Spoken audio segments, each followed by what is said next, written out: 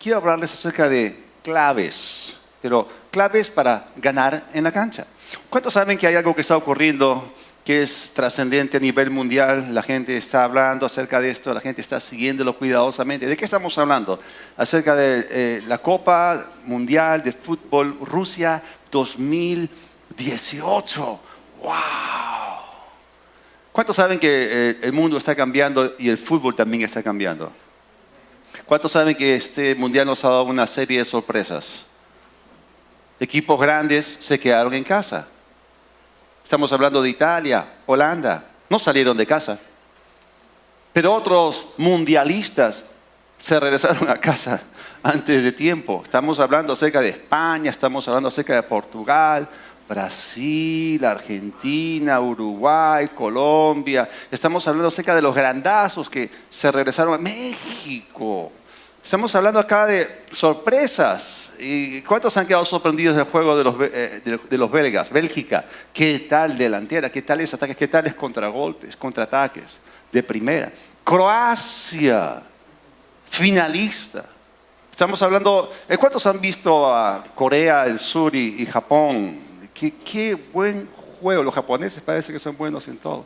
Realmente eso es algo que está siendo posteado, transmitido, publicado. O sea, todos estamos hablando de fútbol y bueno, estamos hablando de cosas sorpresivas, ¿no? Pero bueno, a pesar de cómo le haya ido a cada uno de los equipos, yo estoy seguro de que cada uno de los entrenadores de los, ¿cuántos? 32 equipos que se presentaron, cada uno de los entrenadores obviamente tuvo una serie de claves para poder sacar adelante a su equipo, ¿no es así? O sea, hay claves.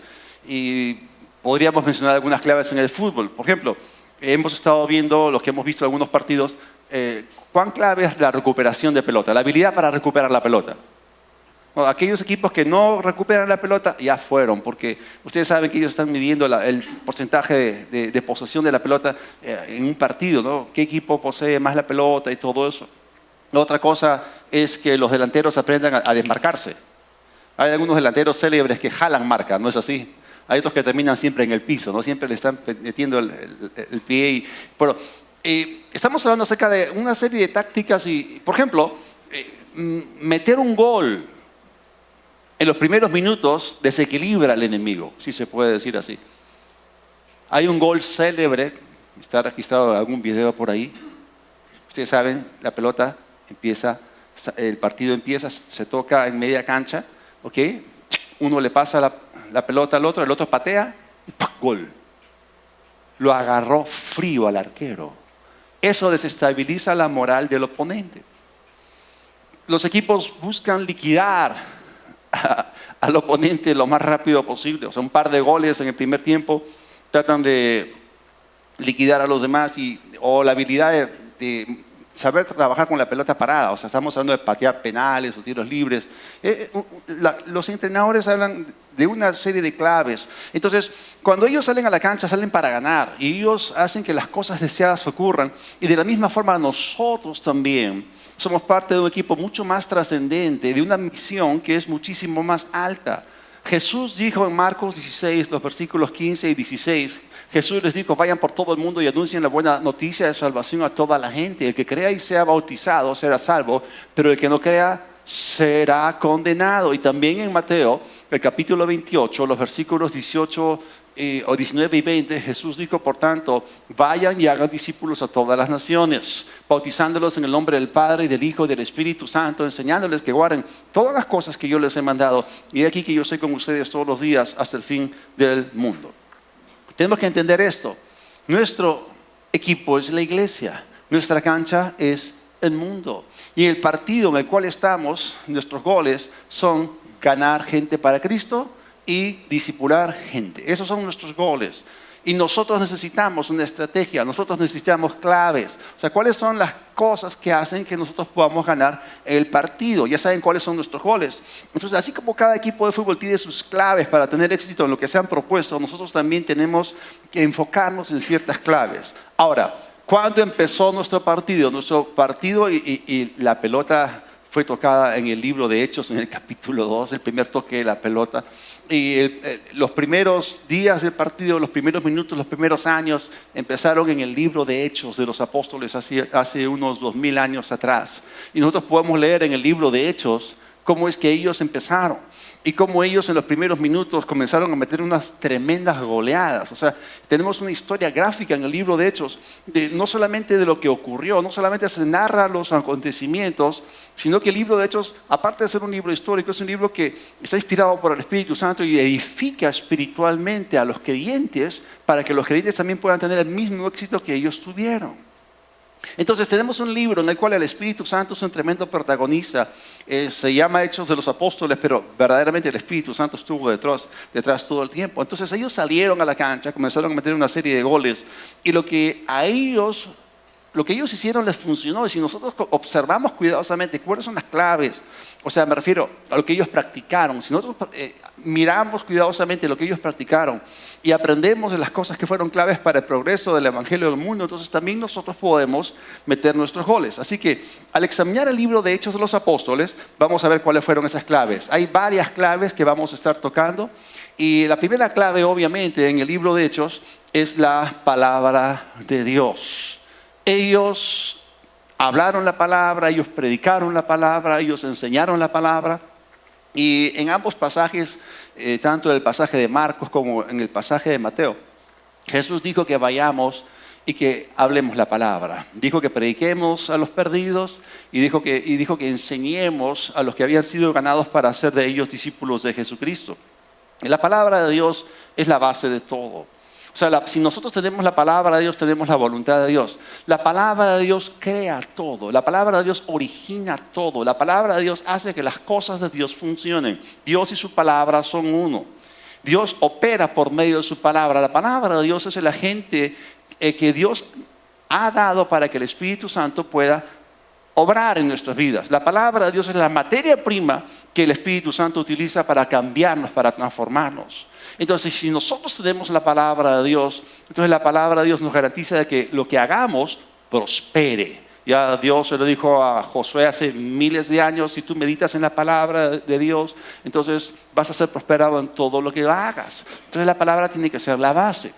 Entonces nosotros en nuestro partido, en este campo, en esta cancha que es el mundo, nosotros tenemos que hablar la palabra. Predicamos el Evangelio a los que no conocen al Señor y enseñamos la palabra para que los convertidos sean llevados en un proceso. Ahora, esta primera clave de la palabra de Dios se menciona 33 veces en el libro de Hechos.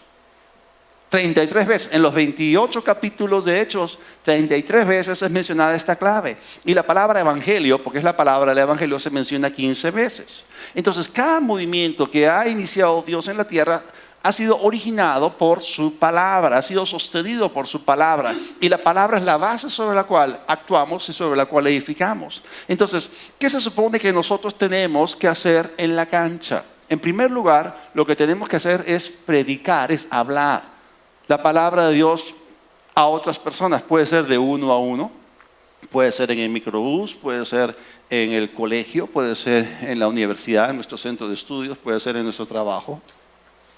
Puede ser invitando a alguien para que venga los domingos a las reuniones para escuchar la palabra. O sea, la palabra de Dios jugó fue una clave fundamental en el libro de Hechos. Y cuando ellos hablaron la palabra de Dios es sobrenatural. Y la palabra es la que hace una obra que ninguna cosa que provenga de la carne puede lograr. La palabra de Dios dio origen a este universo. Tiene poder para crear, tiene poder para salvar. Entonces, si nosotros le hablamos a las personas la palabra, hay algo que está ocurriendo que muchas veces nuestra mente no mide. Yo me quedo sorprendido. En la universidad, cuando predicábamos la palabra, había un muchacho que es más alto que yo y le predicábamos la palabra y nada. Años que nos veíamos la cara, le hablábamos la palabra y nada. Pues hace unos 5 o 6 años, caminando por metro, ahí en el supermercado, caminando, me lo encuentro, me sale: hola Víctor, ¿cómo estás? Bien. Y me dice: recibí a Cristo, mi vida cambió, ahora entiendo lo que tú me hablabas hace N años atrás. La palabra nunca llega vacía. La palabra de Dios es una semilla y hace que Dios pueda obrar con la persona. Y hay momentos en que parece que no está funcionando, pero la palabra de Dios es todopoderosa, es omnipotente, es poder de Dios para salvación. La palabra de Dios es vida. Entonces, en la cancha hablamos de Cristo a los que no lo conocen. Pero también, ¿qué más hacemos en la cancha? Enseñamos la palabra a los que ya han recibido a Cristo y los llevamos en ese proceso, esa jornada espiritual de crecimiento. Entonces, ¿qué es lo que la palabra de Dios hace? La palabra nos salva y nos hace crecer espiritualmente. La palabra de Dios es la leche espiritual no adulterada que hace que crezcamos para salvación. La palabra de Dios es el alimento sólido, la vianda, la carne sólida que causa que nuestros espíritus sean nutridos. De tal manera de que seamos ejercitados, tengamos nuestros sentidos ejercitados en el discernimiento del bien y el mal. La palabra de Dios nos ayuda a separar, a diferenciar las cosas. La palabra de Dios fue predicada en el libro de Hechos. Lo leemos ahí. Está registrado en el libro de Hechos públicamente, se predicaba en las calles, en las casas, en el templo, en las iglesias y también en los grupos pequeños había gente que venía, era invitada y escuchaba la palabra de Dios. En el libro de Hechos también vemos que la palabra estaba siendo enseñada en casas, en las iglesias. Por ejemplo, en el libro de Hechos vemos en el capítulo 11 cómo Pablo y Bernabé, dos tremendos maestros, enseñaron la palabra de Dios por un año y la gente fue completamente transformada. A esas personas que se les llamaba discípulos, se les llamaba hermanos, se les llamaba creyentes, convertidos, que empezaron a ser llamados cristianos porque se parecían a Cristo. O sea, la palabra de Dios estaba formando a Cristo en ellos. Entonces vemos también que había escuelas bíblicas. En el libro de Éfeso, el apóstol Pablo estableció una escuela llamada la escuela de Tirano, si se llamaba así. Y ellos enseñaban la palabra. Y también cuando Pablo iba a las sinagogas, predicaba en las sinagogas en el mundo gentil. Y la predicación, ¿qué es lo que hace la predicación? La predicación le da a la gente fe para ser salva y para nacer de nuevo. ¿Cuántos saben que la fe viene por el oír y el oír por la palabra de Dios? Y eso se encuentra dentro de un contexto de salvación. Entonces, en el libro de Hechos, si ellos tuvieron tantos convertidos, y ustedes saben apenas, y les estaba comentando acerca de ese gol de media cancha, que apenas el segundo toque, la segunda patada, ¡pum!, entró en el arco, pero Pedro se levantó en Pentecostés y predicó, y 3,000 fueron salvos. ¿Qué tal golazo de media cancha? Y él predicó, y la gente fue compungida al Espíritu Santo.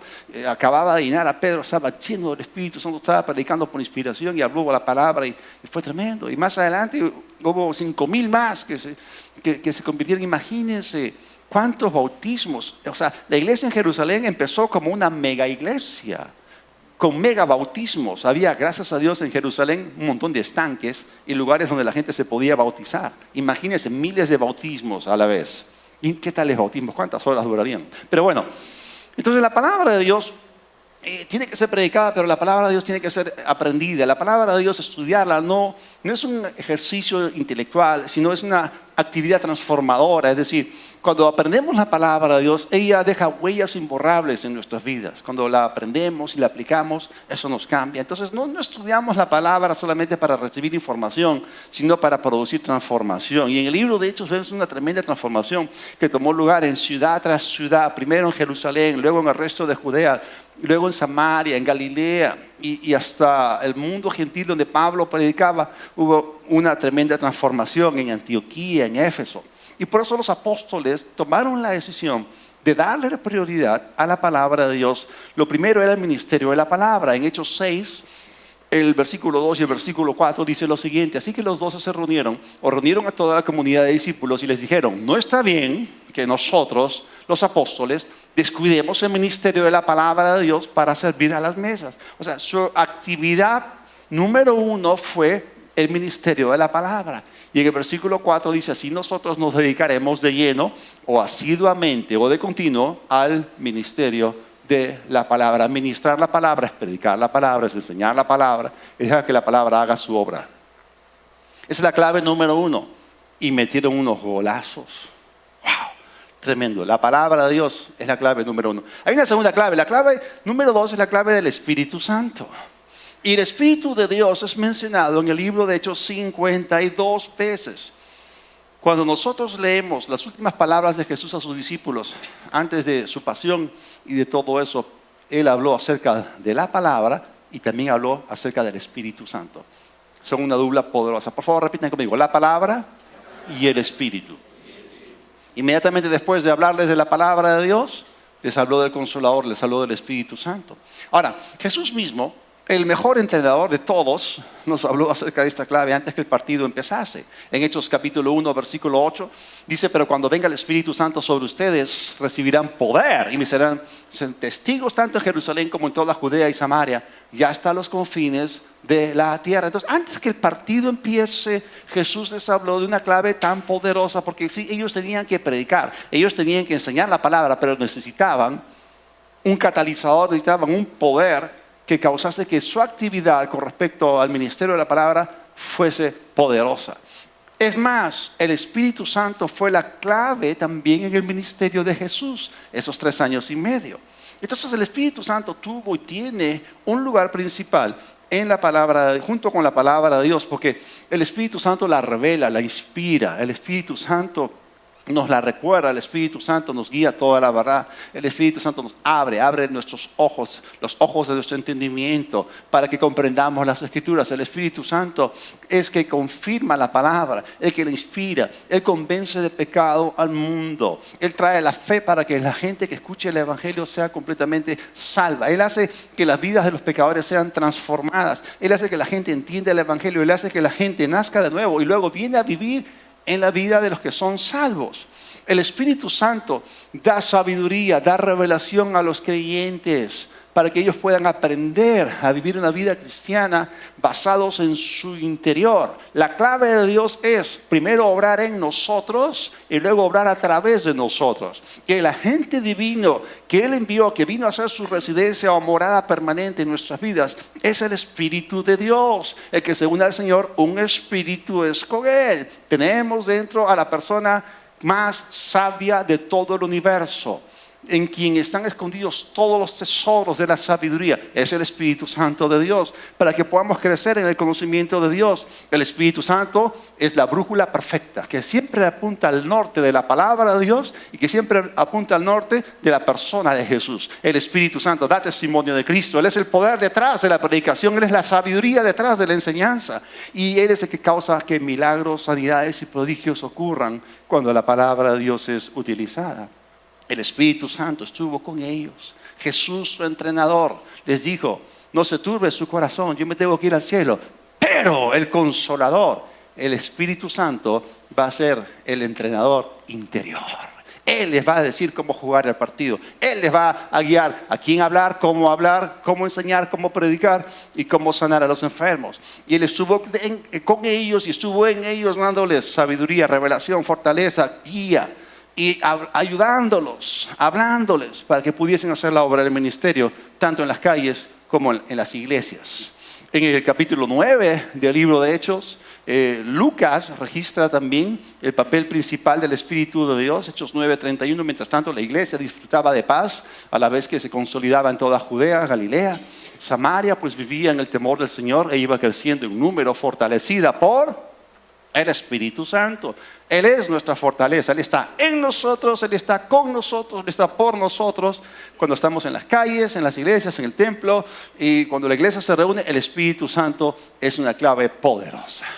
Ahora, hay una tercera clave, es el nombre de Jesús. Hemos estado cantando acerca del nombre de Jesús, que es un nombre maravilloso, inigualable, incomparable, es un nombre hermoso, es un nombre poderoso. El nombre de Jesús, santificado sea su nombre, bendito sea su nombre por siempre. Este nombre que es el nombre sobre todo nombre, el nombre de Jesús que le fue dado a Él después de que Él resucitó y que ascendió en gloria al cielo. Ese nombre nos ha sido dado a nosotros, y el nombre de Jesús aparece 32 veces en el libro de Hechos. Y esta clave, así como la clave número 2, también fue mencionada por Jesús antes que el partido empezase. En Marcos, el capítulo 16, los versículos 17 y 18, Jesús les dijo: estas señales acompañarán a los que creen.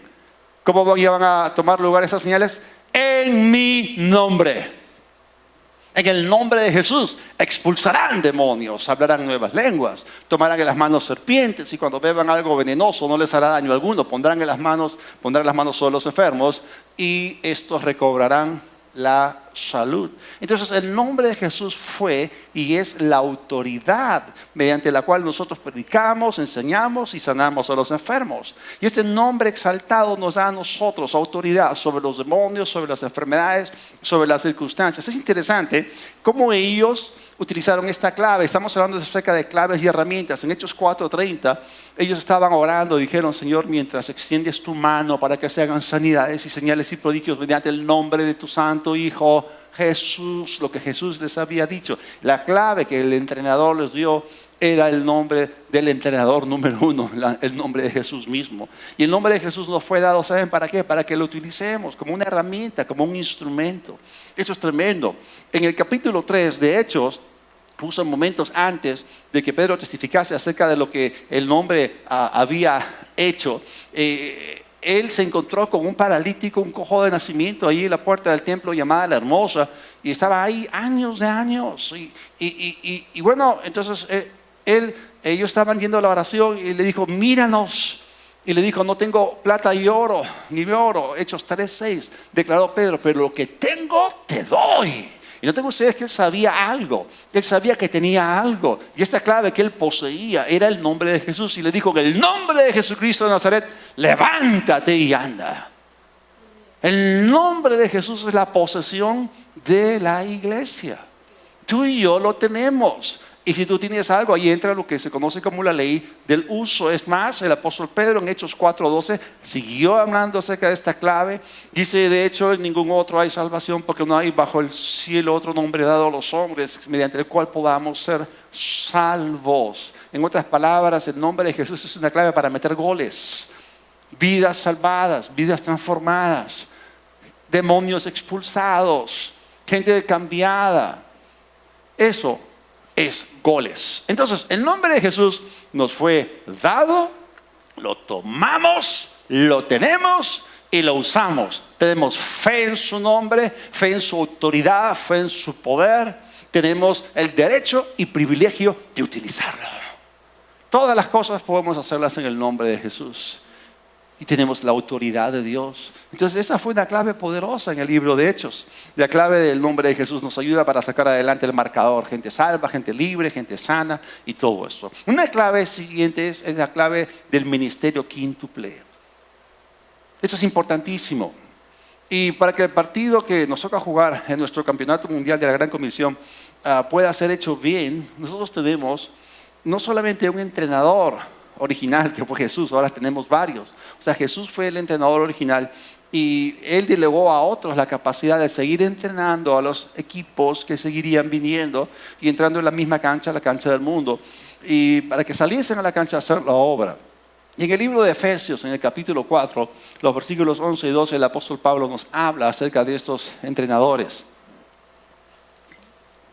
Cristo mismo le dio dones a la gente. A unos el don de ser apóstoles, a otros el de ser profetas, a otros el de anunciar la buena noticia de salvación, esto es, evangelistas, y a otros el de ser pastores y maestros. Y él dio estos dones para preparar a su pueblo santo para el trabajo de servir y fortalecer al cuerpo de Cristo. Entonces, desde el principio de la iglesia, Dios llamó hombres, equipó hombres, ungió hombres, y Dios mismo los dispuso, Dios mismo los designó para que ellos fuesen y entrenasen a la iglesia, al cuerpo de Cristo, para que ellos saliesen a la cancha y pudiesen hacer goles, los goles que hemos estado hablando, la cancha de la predicación, el campo del discipulado.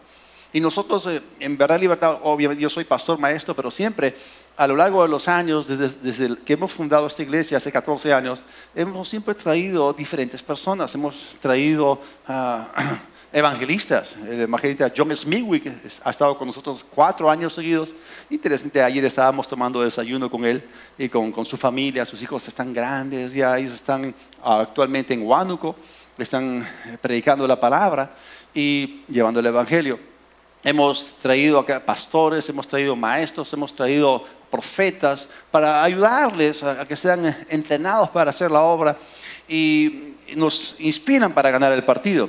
Y podemos aprender de ellos y así hacemos la obra del ministerio en la forma en la cual Él nos mandó. Entonces tenemos múltiples entrenadores y ellos siempre nos van a decir lo mismo que el Espíritu Santo que está en nosotros nos dice, porque todos siempre recurren a la palabra de Dios y nos dan esas claves. Hay una quinta clave en el libro de Hechos, es un fuerte sentido de comunidad. Entonces, antes de un partido o antes de entrar en un campeonato, todo el equipo se reúne. El equipo entra en concentración. Entonces vamos a ver cómo en el libro de Hechos ellos entraron en concentración. Hechos capítulo 2, versículos 42 al 47 dice, se mantenían firmes en la enseñanza de los apóstoles, en la comunión, en el partimiento del pan y de la oración. Y en la oración estaban todos asombrados por los muchos prodigios y señales que realizaban los apóstoles. Todos los creyentes estaban juntos y tenían todo en común, vendían sus propiedades y posesiones y compartían sus bienes entre sí según la necesidad de cada uno. Y no dejaban de reunirse en el templo ni un solo día. De casa en casa partían el pan y compartían la comida con alegría y generosidad, alabando a Dios y disfrutando de la estimación general del pueblo. Y cada día el Señor añadía al grupo los que iban siendo salvos. O sea, seguimos leyendo acerca de goles, los goles de la salvación y del crecimiento espiritual. Ahora, definitivamente en esas líneas leemos de que ellos tenían un fuerte sentido de comunidad. Y ellos se reunían y en sus reuniones tenían oración, tenían enseñanza de la palabra, ¿okay? y también tenían comida. Y eso es lo que hacemos en los grupos pequeños, nosotros en la semana. Tenemos compañerismo, compartimos nuestras cosas, oramos unos por otros, nos animamos, nos ayudamos para salir adelante en el siguiente paso en nuestro nivel de crecimiento espiritual. Compartían sus bienes y suplían sus necesidades mutuamente. Y el resultado de que se reunían en el templo y en las casas es que había más goles, o sea, más gente era salva. Y entonces nosotros en Vera Libertad entendemos claramente que las reuniones de los domingos y las reuniones que ocurren durante la semana de los grupos pequeños son claves para que nosotros podamos hacer goles para el Señor. De eso se trata. Y esta clave, este fuerte sentido de comunidad es muy importante y estamos motivando a la gente para que se involucre más y más. Una sexta clave es que la iglesia local estaba orando y estaba trabajando unida. Y como hemos visto, ellos se reunían, ellos oraban, pero ellos siempre hablaban primero con Dios antes de hablar con los hombres. Primero estaban en la presencia de Dios antes de salir al mundo y estar en la presencia de los hombres. Salían cambiados. Cuando nosotros entramos en oración, hay algo que ocurre dentro de nosotros. Entonces, el libro de Hechos empieza, no sé si ustedes se han puesto a pensar en esto, con oración en el aposento alto. Y es después de esos 10 días de oración el Espíritu Santo descendió. Pero después de la oración empezó la acción. Y como les estaba hablando acerca del equipo se concentra, y luego sale al partido. Entonces, noten ustedes que el libro de Hechos de los Apóstoles se llama libro de Hechos. No se llama libro de oraciones, no se llama libro de peticiones. Es un libro que termina en acción, que aterriza en la acción. Esto es bien importante. Entonces, hay un lugar para orar y un lugar para ir y hacer la obra juntos como equipos. Miren, la selección peruana cuando se concentra, ¿dónde se concentra? Acá en Lima hay un lugar llamado La Videna. Entonces el aposento alto fue su videna espiritual. Ellos se concentraron ahí y luego empezaron a tener su videna más adelante y seguían orando. Entonces después de que el equipo se concentra, durante la semana tiene la oportunidad para marcar la diferencia en la vida de otras personas. O sea, en la semana ¿qué hacemos? Aparte de venir acá a sentarnos, escuchar la palabra, alabar a Dios y todo eso. Cuando salimos, o sea, la cancha es el mundo, el partido está afuera. Entonces salimos y hablamos con la gente. Y damos un buen testimonio cristiano, oramos por las personas, suplimos algún tipo de necesidad y esos son goles, gracias a Dios. En Hechos el capítulo 2, el versículo 42, dice, se mantenían firmes en la enseñanza de los apóstoles, en la comunión, en el partimiento del pan y en la oración. Entonces ellos entendían el poder de la concentración en oración, porque hay algo, lo que estamos haciendo es colaborar para que la voluntad de Dios sea hecha acá en la tierra. Jesús nos enseñó a orar diciendo, Padre nuestro que estás en los cielos, santificado sea tu nombre. Venga tu reino, tu voluntad sea hecha en la tierra como es hecho en el cielo. Entonces la oración va conectada con la ejecución de la voluntad de Dios. Y sí, la voluntad de Dios no se hace de manera automática en la tierra. Tenemos que orar para que sea hecha, pero al mismo tiempo nosotros tenemos que salir a la cancha, porque nosotros en la cancha somos los que hacemos que las cosas ocurran. Oh, sí, hay un tiempo para orar, pero hay un tiempo para actuar. Y eso es muy importante. Entonces, cuando la gente ora unida, conforma un frente unificado y hace que la obra avance. Y es interesante cuando leemos en el libro de Hechos, vemos que ellos estaban comprometidos con el progreso del Evangelio y con el beneficio de la obra. O sea, ellos estaban completamente polarizados a favor de esa causa. Y no eran neutros, ni sí o no, ni fu ni fa. No, ellos eran activos y agresivos para sacar adelante la obra. Importante. Y la última clave que encontramos en el libro de Hechos es predicar el reino de Dios. Cuando nosotros comenzamos a leer Mateo, Marcos, Lucas, el primer mensaje que Juan el Bautista y el Señor Jesucristo predicaron fue el mensaje del Evangelio del reino, que el reino de los cielos se había acercado. Y hay que entender este asunto del reino de Dios. Hay que entender que el reino de Dios es el asunto macro. ¿A qué me refiero? O sea, cuando miramos las cosas desde arriba, nos vamos a dar cuenta. La palabra reino aparece 8 veces en el libro de Hechos. Y, por ejemplo, tenemos acá un tremendo evangelista que fue Felipe. En Hechos 8, en el versículo 5, entonces Felipe, descendiendo a la ciudad de Samaria, les predicaba a Cristo. Pero cuando creyeron a Felipe, que anunciaba el evangelio del reino de Dios, versículo 12, y el nombre de Jesucristo, se bautizaban hombres y mujeres. Entonces, por un lado dice predicaba a Cristo, y por otro lado dice predicaba o anunciaba el evangelio del reino de Dios. Y tenemos que entender que la iglesia en la tierra es la expresión visible del reino de Dios invisible. Durante la era de la iglesia, a nosotros nos toca avanzar el reino, sacar adelante el reino. En el Antiguo Testamento, la entidad o institución que Dios estableció para sacar adelante el reino fue Israel. Ahora ellos nos han pasado la posta, que nosotros somos los que estamos en la cancha haciendo la obra de Dios y nosotros avanzamos el reino. Nos toca a nosotros. Entonces esto lo vemos a lo largo del libro de Hechos, esto del reino de Dios, de principio a fin. Y bien, al final, en Hechos 28, ya que nosotros son los últimos versículos del libro, Hechos 28, 30 y 31, durante 2 días completos, 2 años completos, Pablo permaneció en la casa que tenía alquilada, recibía a todos los que iban a verlo y predicaba el reino de Dios y enseñaba acerca del Señor Jesucristo sin impedimento y sin temor alguno. Mis queridos jugadores, selección escogida de lo alto, ya estamos en la cancha. O sea, no nos pongamos a pensar ni a soñar, algún día estaremos en la cancha.